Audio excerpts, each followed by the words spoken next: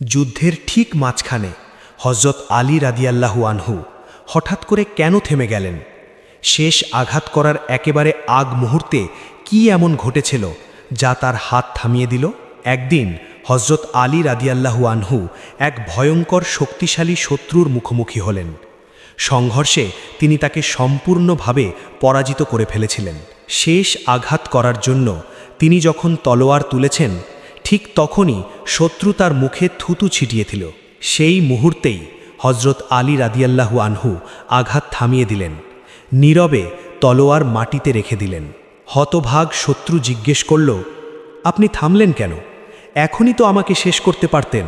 হযরত আলী রাদিয়াল্লাহু আনহু বললেন, এতক্ষণ আমি যুদ্ধ করছিলাম শুধু আল্লাহর জন্য, কিন্তু তুমি যখন আমার মুখে থুতু দিলে আমার মনে রাগ জন্ম নিল। আমার নফস প্রতিশোধ নিতে চাইল। যদি তখন আমি তোমাকে হত্যা করতাম তাহলে সেটা আর আল্লাহর জন্য হতো না, ওটা হতো আমার রাগের জন্য, আমার নফসের জন্য, আর সেটাই হতো আমার সবচেয়ে বড় ভুল। এই ধৈর্য, এই আত্মসংযম, এই চরিত্র দেখে সেই শত্রু সেখানেই ইসলাম গ্রহণ করে নিল।